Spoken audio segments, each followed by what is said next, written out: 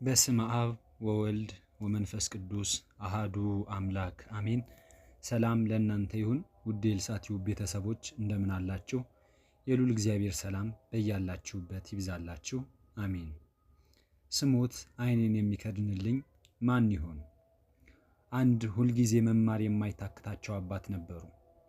በጣም የተማሩ ቅኔ አዋቂ፣ መጻሕፍትን የሚመረምሩ ሊቅ ቢሆንም ሁሌም ከአትሮንስ ስር የማይጠፉ ተማሪ ነበሩ።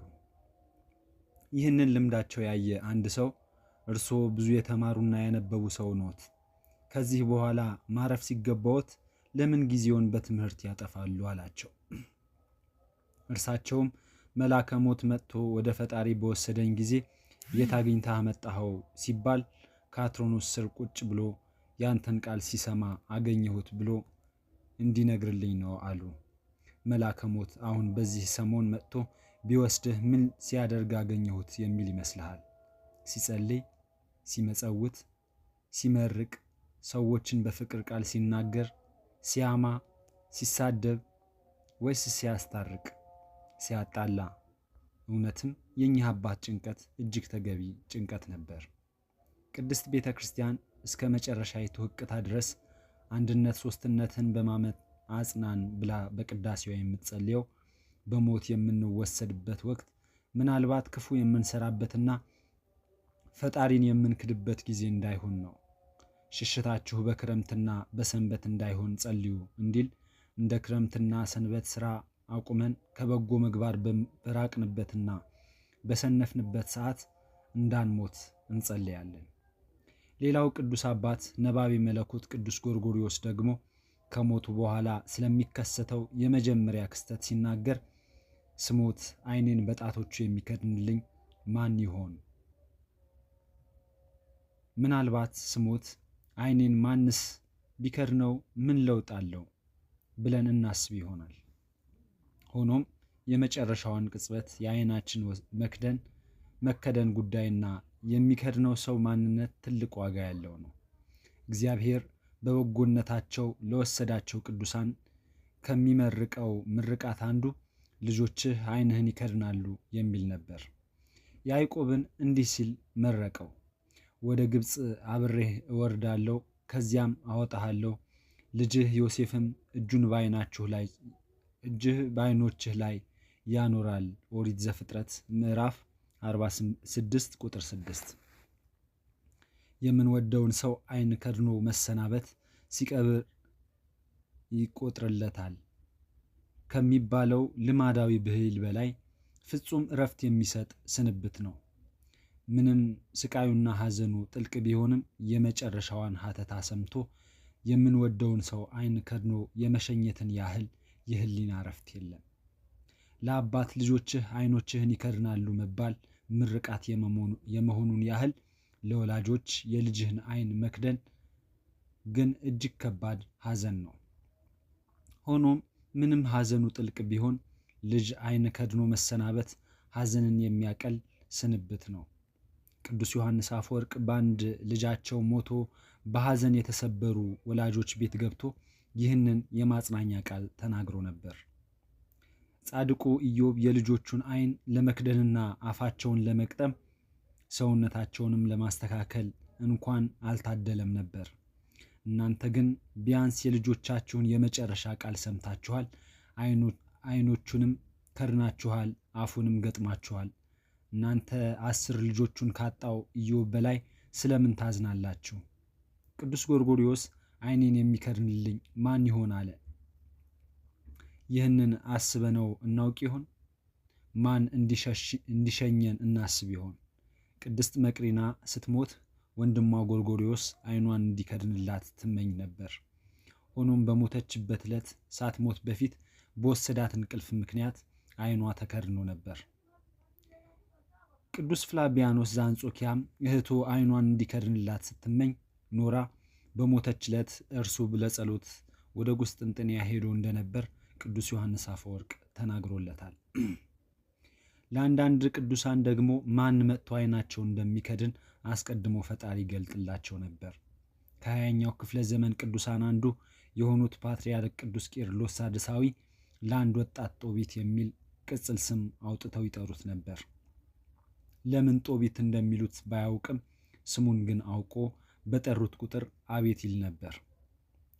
ፓትርያርኩ በሞቱበት ዕለት ይህ ወጣት እግር ጥሎት ቀድሞ የደረሰው እርሱ ነበር። ዓይናቸውን የከደነና አፋቸውን የገጠመው የእረፍታቸውን ዜናም ለሌሎች ያሳወቀው ቀብሩን የሚያስፈጸመው እርሱ ነበር።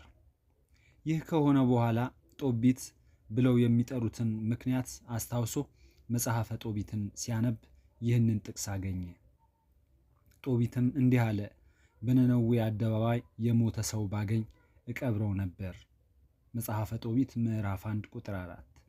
ጻድቁ ይህ ወጣት እንደሚቀብራቸው አውቀው ራሱን ለአደጋ አጋልጦ ድሆችን ይቀብር በነበረው በጦቢት ስም ይጠሩት ነበር። እኔና አንተ ግን የማናውቀው ስለሆንን እንዲህ እንላለን፣ ስሞት ዓይኔን የሚከድንልኝ ማን ይሆን? ታኅሳስ 29 2012 ዓመተ ምህረት የግርፊያ ሰልፍ። የትምህርት ቤት ቆይታዬን ሳስታውስ ከማስባቸው ነገሮች አንዱ በስርዓተ ትምህርት ውስጥ ያልተካተተ ነገር ግን በሚገባው የተማርነው አንድ የትምህርት አይነት ግርፊያ ነው። የሌላውን አላውቅም። እኔ ከአንደኛው እስከ 8ኛ ክፍል የተማርኩባት ባለብዙ ትዝታዋ የሜክሲኮዋ አጋዚያን ትምህርት ቤት በግርፊያ ጥቁር ቀበቶ ወይም ብላክ ቤልት ያላቸው ድንቅ ድንቅ ገራፊዎች ነበሩባት። በምክንያት መቀጣታችን በሕይወታችን ላይ በጎ አስተዋጽኦ ቢኖረውም በአንጻሩ ደግሞ ያለ ምክንያት ሙሉ ክፍሉን አስወጥተው የሚገርፉትን ስናስታውሳቸው በሰላም ነው ግን የምንላቸው መምህራን አይጠፉም። ከዚህ ወዲህ ግርፊያ አስተናግደናል። አሁን ትዝ ያለኝ ግን የግርፊያ ሰልፋችን ነበር። ክፍሉ ሁሉ ይገረፋል የተባለ እንደሆነ ዳቦ እንደሚያድሉን ሁሉ ተሰለፉ ይሉናል። በዚህ የግርፋት ሰልፍ ታዲያ የታደለ ቶሎ ተገርፎ ይቀመጥና የሌሎች ጓደኞቹን ግርፋትና ሲያማቸው የሚያሰሙትን ድምፅ እያየ ይዝናናል። በጣም የሚያስቀው በዚያ የግርፊያ ሰልፍ ከኋላ ለመሰለፍ የምናደርገው ግፊያ ነበር። እያንዳንዱ ተማሪ ተገርፎ እስከሚጨርስ የእኛ ሰውነት እያለቀ እንደምንቆይ እያወቅነው ግን መጨረሻ ለመገረፍ እንጋፋለን። ተራህ ሳይደርስ ዳግም ምጽአት ቢሆን ሁሉ ትመኛለህ።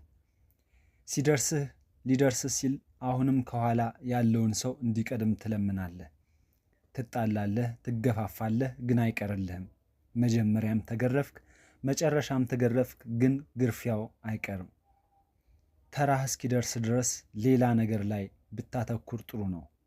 ለማይቀር ግፊያ መጣላት ግን ሞኝነት ነው። ትልቅ ከሆንኩ በኋላ ይህ ግርፋት ቢቀርልኝም ከትምህርት ቤት ወጣሁ እንጂ ሌላ ሀገር አቀፍ የግርፊያ ሰልፍ ውስጥ እንደገባሁ ይገባኛል።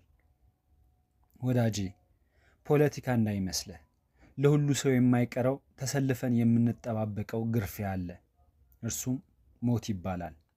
ሞት የማይቀርልን ግን የማናወራበት ርዕስ ነው። አይቀሬም ነው፣ አይወሬም ርዕስ ነው።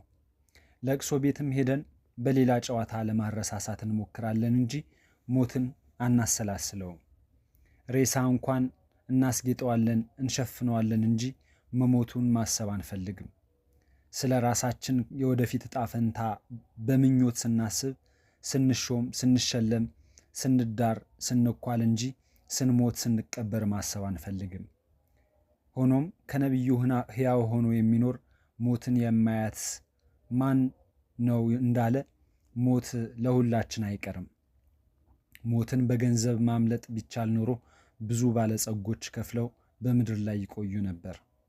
ባለበገናው ከቶ አይቀርም ሞቱ ምን ቢታክቱ እንዳሉት ለመሸሽ ብንፈልግም የማይቀርልን ግርፊያ ሞት ነው። ወደዚህች ምድር የመጣነውና በሕይወት ሰልፍ ላይ ተሰልፈን የምንቆየው ለመሞት ነው። የምንሞተው ደግሞ ለመኖር ነው። ሰው ልደቱን በደስታ ሲያከብር የሚዘነጋው ቀን ዕድሜ በጨመረ ወደ ሞት አንድ እርምጃ እየቀረበ መሆኑን ነው። መቼም ሞትን ሁላችን እንፈራዋለን። ሞትን አልፈራም የሚል ሰው እንኳን ሳይቀር ሞትን ይፈራል መባልን ይፈራል። ዞሮ ዞሮ ሞት ነክ ፍርሃት አለበት። ሞትን መፍራት ነውር አይደለም። የተፈጠርነው ለመኖር እንጂ ለመሞት ስላልሆነ። ሞትን ብንፈራ ጥፋት አይደለም። በውስጣችን ያለችው ሕያዊት ነፍሳችን ዘላለማዊት ስላላት መኖርን አንጠግብም። ምንም ያህል ብናረጅ እንኳን መቆየት እንፈልጋለን። ስንት ዓመት ዕድሜ ልስጥሽ ቢባሉ ጌታ ሆይ እኔን ጨርሶ ብትተወኝስ ምን አለ እንዳሉት እማሆይ የቱንም ያህል ብንኖር ብዙ ኖሬያለሁ ይብቃኝ አንልም።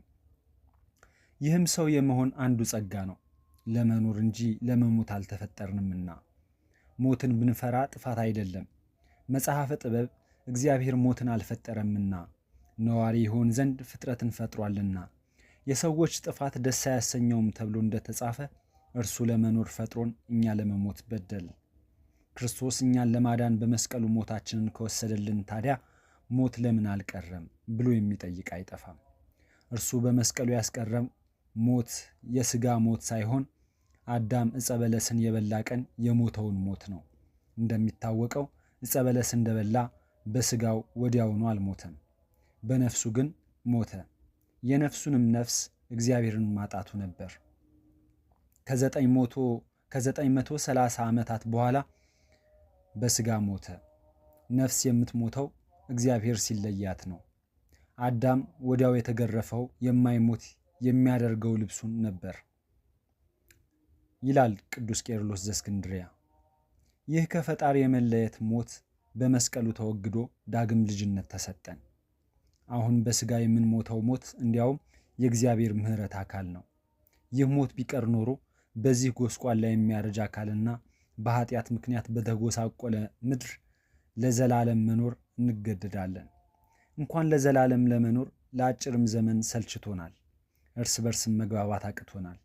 ስለዚህ ሞት በቅዱስ ባስልዮስ አገላለጽ ሰው ለዘላለም በኃጢአት እንዳይኖር የተሰጠ ስጦታ ነው።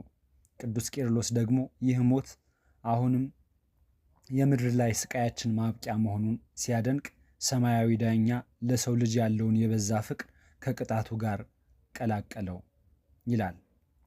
ይሁንና የምንሞተው አንድ ቀን አንዲት ቅጽበት ቢሆንም ስለ ሞት የምንጨነቀው ግን ዕድሜ ልክ ነው። ከመሞቱ በፊት ስለ መሞቱ የሚያሰላስል ፍጡር ሰው ብቻ ነው። እንስሳት ስለሚሞቱበት ቀን አስበው አያውቁም። ለዓመት በዓል ሊታረድ የተገዛ በሬ እንኳን እስከ መጨረሻዋ ቀን ድረስ የሞቱ ነገር አሳስቦት አያውቅም። አራጁ ቢላዋ ሲስልለት ቢያይ እንኳን ፀጉር ቤት ሄዶ በኩራት የጢም መላጫውን ሲያዘጋጅ እንደሚያይ ደንበኛ ምንም ሳይመስለው ያያል። ዶሮም በምትታረድበት ጠዋት ጮኻ አራጆቿን ትቀሰቅሳለች። የምትቀቀልበት ውሃ ሲፈላ ገላውን እንደሚታጠብ ሕፃን ክንፏን እያማታች ታያለች። በዚህስ እንስሳ መሆን መታደል ነው። ምንም ያህል ስብከት ብንጠግብ ለሞት ዝግጁ አንሆንም። በግርፋት ሰልፍ ላይ ወደ ኋላ ለመሰለፍ እንደሚታገሉት ሕፃናት ሁላችንም የሞት ሰልፍ ከኋላ ብንሆን እንሻለን። መፍራታችን ተፈጥሯዊ ቢሆንም በጣም ከፈጣሪ በራቅንና የሞትንና የሕይወትን ትርጉም ባልተረዳን መጠን የበለጠ ፍርሃታችን ይጨምራል። ኢትፍርህዎ ለሞት አላ ፍርህዋ ለኃጢአት፣ ሞትን አትፍሩ ኃጢአትን ግን ፍሩ እንዲል ኃጢአትን ብንፈራ ኖሮ ሞትን አንፈራም ነበር። ከሥጋ ሞት ይልቅ ኃጢአት የከፋ ነው። ምክንያቱም የሥጋ ሞት ወደዚያኛው ዓለም የሚወስደን ባቡር ብቻ ነው። ይህ ባቡር ወስዶ የሚጥለን ምድር ላይ ሳለን በቆረጥነው ትኬት መሰረት ነው። መጨነቅ ካለብህ ስለ መውረጃህ እንጂ ስለ መሳፈሪያህ አይደለም። ምድር ላይ የምንሰራው ኃጢአት ትንሣኤ ወደሌለው ወደማይሞት ይጨምረናል። ለዚህ ነው ሞትን አትፍሩ ኃጢአትን ፍሩ የተባለው። ቅዱስ ጎርጎርዮስ ዘእንዚናዙ በአባቱ ቀብር ላይ ባደረገው ንግግር እንዲህ ብሎ ነበር። ያለው ሕይወት አንድ ብቻ ነው፣ እርሱም ከሞት በኋላ ያለው ሕይወት ነው። ያለው አንድ ሞት ብቻ ነው፣ እርሱም የነፍስ ጥፋት የሆነው ኃጢአት ነው። እኛ ግን ከኃጢአት ይልቅ ሞትን እንፈራዋለን። አሁን ዓለም ሁሉ ጸጥ ያለው በሞት ፍርሃት ነው። ከቫይረስ የከፋ ብዙ ክፋት ተስፋፍቶ ብዙዎች በግፍ ሲገደሉ፣ ብዙዎች በጥላቻ መርዝ ሲሰቃዩ፣ ብዙዎች ሲጋደሉ ሲዝቱ ምንም ያላለች ዓለም አሁን ቤቷ ሰብሰብ ብላ የተቀመጠችው ከኃጢአት ይልቅ ሞትን ስለምትፈራ ነው።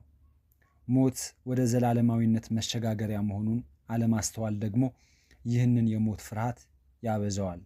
ቅዱስ ኤፍሬም እንዲህ ይላል፣ ሕፃናትን ገና ከእናታቸው ማኅፀን ሲወጡ ማልቀሳቸውን ሳስብ ይደንቀኛል። ከጨለማ ወደ ብርሃን ከመታፈን ወደ ሰፊ የነፃነት ዓለም ሲወጡ ያለቅሳሉ። ሞትም እንዲሁ የመወለድ ምሳሌ ነው። ሰዎች የሚያለቅሱት ከዚህ ዓለም ወደዚያኛው ዓለም ሲወለዱ ነው። በእናታቸው በምድር ውስጥ ከመሰቃየት ወደ ብርሃናዊው አጸድ ሲሸጋገሩ ያለቅሳሉ። ቅዱስ ኤፍሬም ሶርያዊ። ቅዱስ ጳውሎስ ስለ ሞቱ ሲናገር እንዲህ ብሎ ነበር፣ ልሄድ ከክርስቶስ ጋር ልኖር እናፍቃለሁ፣ ይህ ከሁሉ የሚሻል ነውና። ፊልጵስዩስ ምዕራፍ 1 ቁጥር 23።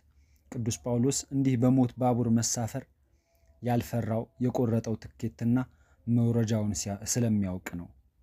የኔና ያንተ መውረጃ የት ይሆን?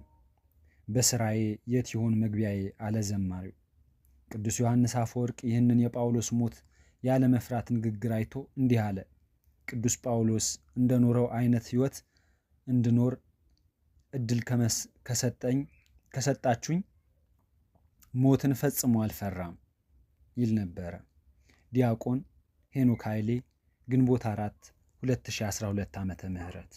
ምስጋና ይሁን አንድ አምላክ ለሚሆን ለአብ ለወልድ ለመንፈስ ቅዱስ ዛሬም ዘወትርም ለዘለዓለሙ